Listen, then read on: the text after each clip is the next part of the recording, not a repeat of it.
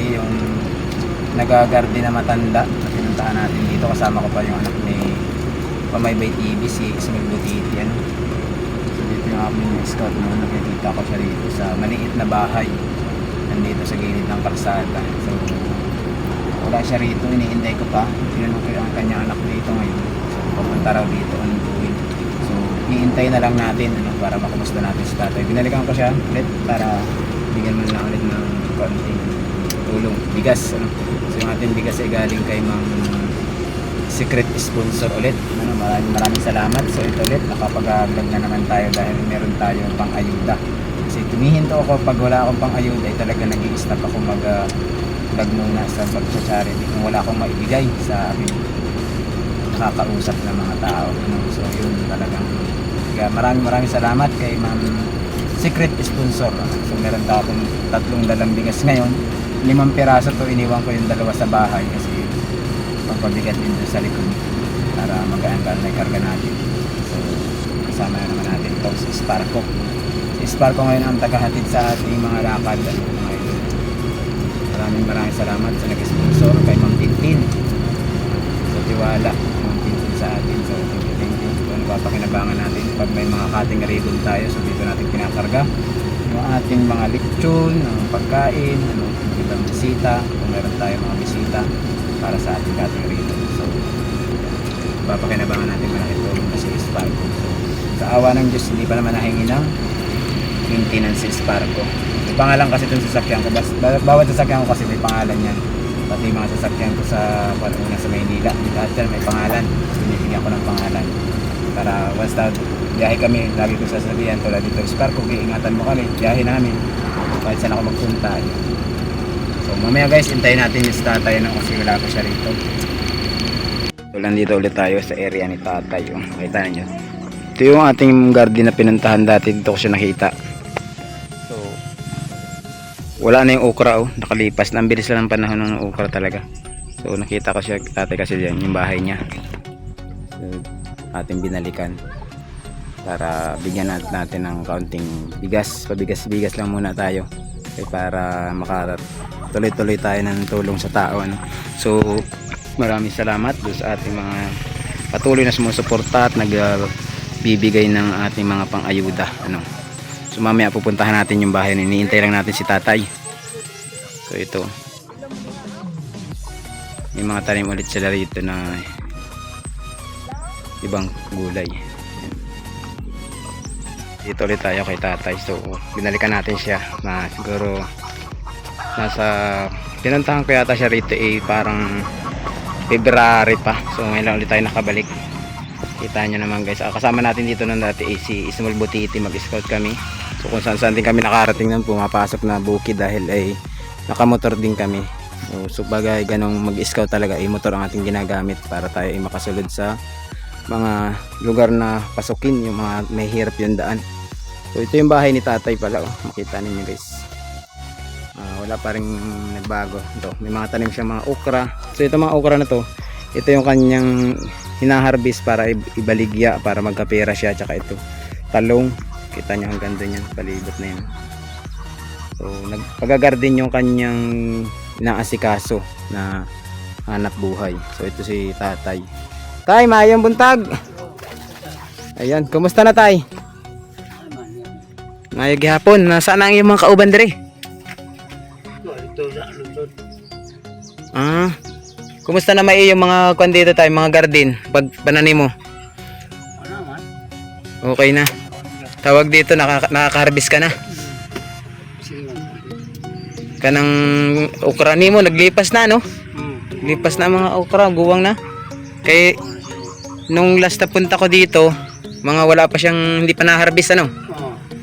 Nasaan na yung mga apo ni mo? Di ba may 2 bata ka dito na kambal? Kanang nasa kapika sa tindahan.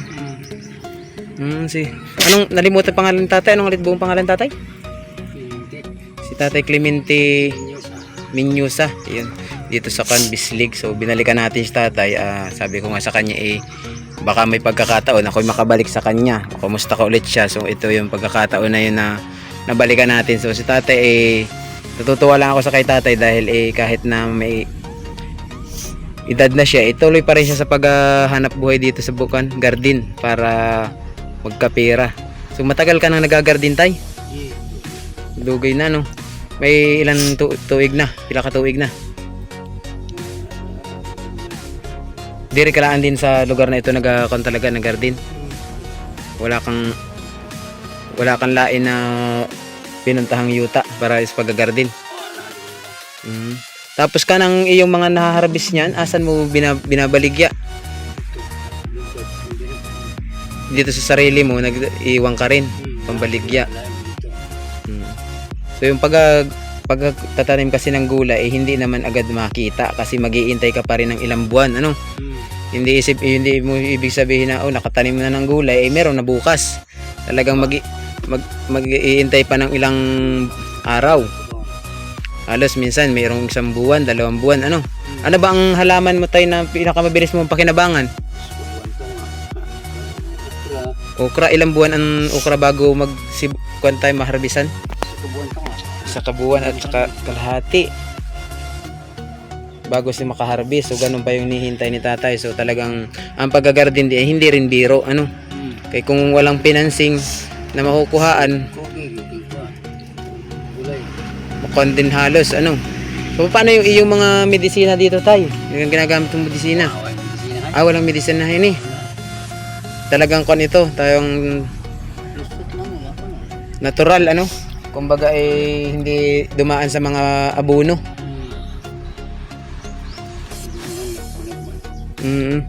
So makita ninyo mga idol ay may tanim din siya na tawag dito balinghoy, tsaka ito kanang balatong, munggos, ano, munggos, balatong sa Tagalog kasi munggos.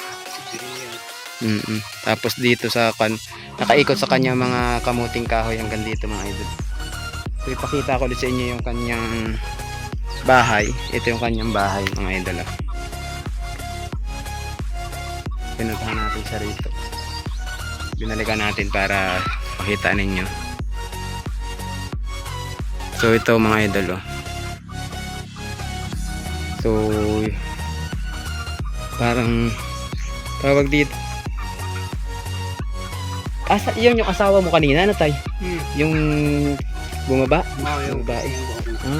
Nandiyan pa lang yung asawa ni tatay, yung kasama niya. Kasi tatay kanina ay galing doon sa yung baryo? Or lunsod? Lunsod, lunsod ang tawag nila. Anong ginagawa mo ron, tay, kanina?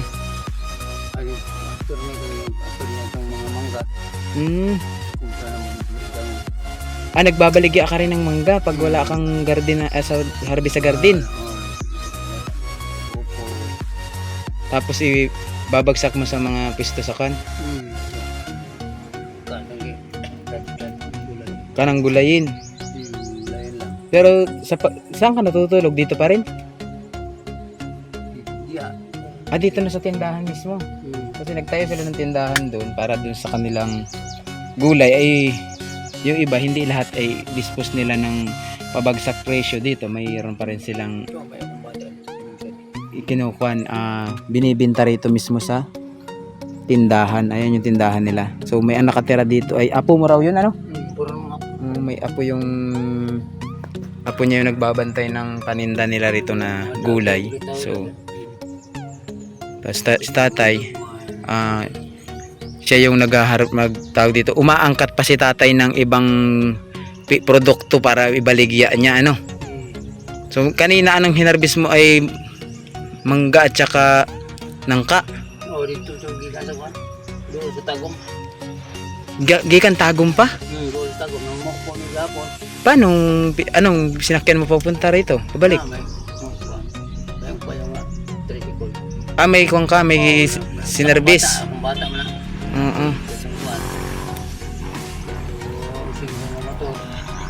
Tapos ay karga nyo pabalik yung mga kanyo produkto. Nakailang kilong mangga kahapon? Yung sarili nimo hindi li? Ay kumpra mo lang talaga. Kayo mismo ang nagputi.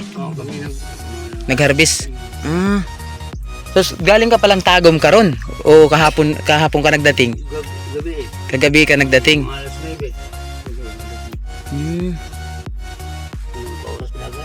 Isipin nyo yun guys, para lang makagkuhan si tatay. Nangumbra pa siya ng malayo para makapagbenta pa ulit siya ng iba. Hindi lang dito sa garden siya umasa. So nakon lang ako kay tatay, na-inspire lang ako kay tatay dahil si tatay ay masipag na tao. Kaya sabi ko babalikan ko to si tatay na mabibigyan ko ulit siya ng kaunting tulong na kahit bigas-bigas lang, para naman matuwa si tatay na pag nangungumusta ako tulad nito, kinumusta ko ulit siya yung ating pinuntahan dito nga, nasabi ko hindi naman ako nangako sa kanyang hindi ako babalik, pero sabi ko darating ako, babalik ako pag kailangan. Kasi noong unang punta ko rito wala pa si tatay na harvest, may na-harvest pa si tatay noon na pailan-ilan, halos pansarili pa lang. Tapos so ngayon ito, kumita na siguro si tatay dito sa kanyang garden. Ang ginawa naman niya nag-harvest naman siya ng ibang produkto para maibaligya sa lain ulit. Ang binabagsakan mo niyan parang na talaga pwesto ng prutas na dito sa hinatuan. So, marami ng din si tatay kasi sa tagal na rin niya nagagarden, marami na siyang tawag dito koneksyon na mga tao. So yun, pwede ko ulit mapasok tayo yung bahay. So, pasukin ulit natin itong mga idol. So good bahay ulit tayo sa bahay ni Tatay Clemente. So ito nung kanyang mga makita ninyo hindi na rito sila natutulog ngayon dahil doon na sila natutulog sa tindahan. So dito yung mga gamit na lang nila, mga damit, kasi nagpagawa sila ng panibagong tuluganan. Makita ninyo mga idol, mamaya doon pakita ko. May kukunin lang ako tayo sa akin sasakyan iabot ko lang sa iyo yung akin dalang bigas. So balikan natin dito mga idol. Ito yung kanyang bagong tinayo na payag na lang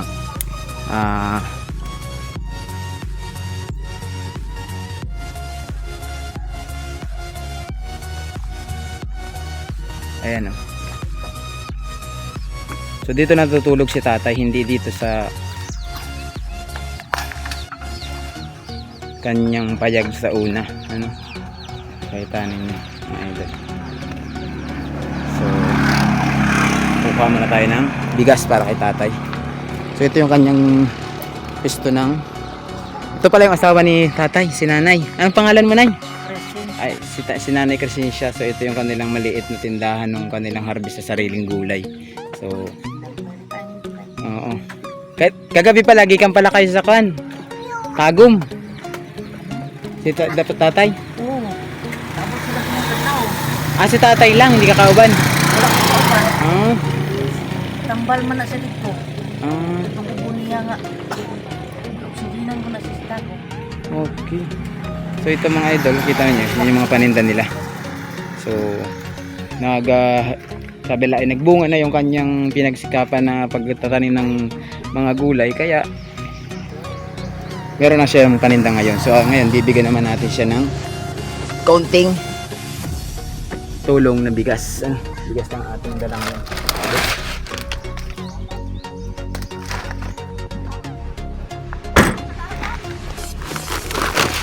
Tay, nasa iyo yung bigas. Ito muna idala ko sa iyo karon. Bigas. Yan. Yan sa Tatay Clemente. Masasabi mo tayo, nakabalik ako. Ayun. Yan. Ito yung makita ninyo mga idol. Ang kanyang garden lipas na ulit yung okra. Nung unang punta natin kasi ito mga idol halos bagong kwan lang to, bagong sibol. Ayun. So tay, maraming salamat ulit sa kaya ngayon lang ulit ako nakabalik. Sabi ko sa'yo, babalikan kita nung nakaraan So ngayon lang ulit ako nakabalik din sa Eva. Kay busy. Hindi nang balik. Bot. Sabi ko, balik ako dahil kay ayan ang mga idol So tatay kahapon ay galing din Tagum, nagkwan din siya. Kasi hindi lang siya dito umaasa sa kanyang tanim na gulay. So yun mga idol, maraming salamat ulit. Tutuloy na lang muna itong ating video. At abangan nyo pa ulit yung ating mga next video. Sa ibang pamilya naman tayo siguro mapupunta ngayon. So ito yung kanyang tinutulugan na. Dito ka na natutulog? Kaya nung punta ko dito dati, hindi naman, wala pang sarado to bukas. Pampano? Bukas kas pa si halos. So ginawa kasi niyang kanto yung lagayan ng paninda. Yung harap. So yan. Ganito. Magandang hapon sa inyo mga idol. Ingat tayo sa bahay ng mga batang pulis. Nandiyan siya sa hotel. Sinama natin. Dahil dyan siya matutulog sa bahay. Ngayon, pagkaraw niya sa bahay. Pulis. Yung kanyang ate at saka isa pang kapatid na nasa sa hotel. Sinama natin sila para mapagala-gala. Buti mababait yung magulang ay pumayag na. So thank you sa magulang ng dalawang batang ito. May tatlo pala sila. Sinama din yung ate kasi baka mamayang gabi may magtawag tapos tayo rito. Ayan siya mga idol. Carl! Ay ka dito oh. Ano? Ayan oh. Hi! Ayan. Hi mga viewers! Oh, galing ah.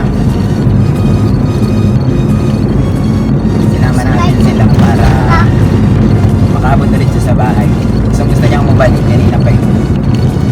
Kasi nung mga kami magkaya, sabi sa amin eh, tara! Tara, uban ako sa inyo. Amigo mo si Edison? Ha?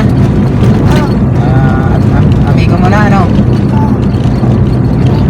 Tayo tuwa, mag-amigo na ta? Amigo ta? Amigo tayo ano? Tagalog pala ako. Brian, Tagalog pala ako.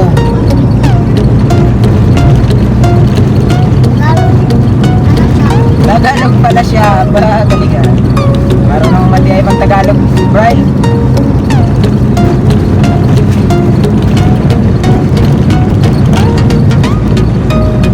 Ganahan kasi siya dito sa loob ng sasakyan. Sa mga delikado niya ang pas. Maningin. Kaya dito natin pinasakay. Yung dalawa ay sukahin daw. Kaya sa motor sumakay.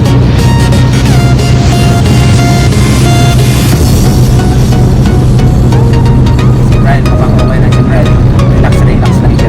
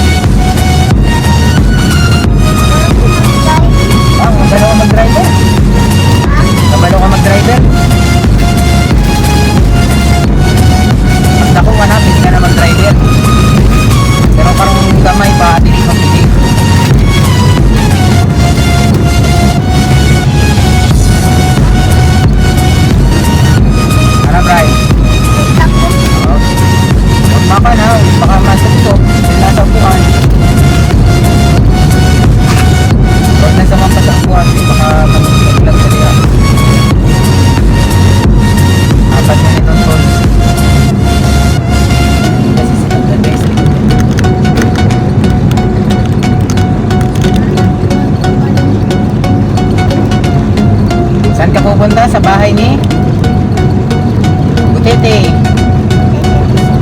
Butiti hindi so. Yung ka mapunta no? Ano? Magala ka sa balay na mo? Ilang araw ka doon? 2 days? 2 days ka doon sa balay.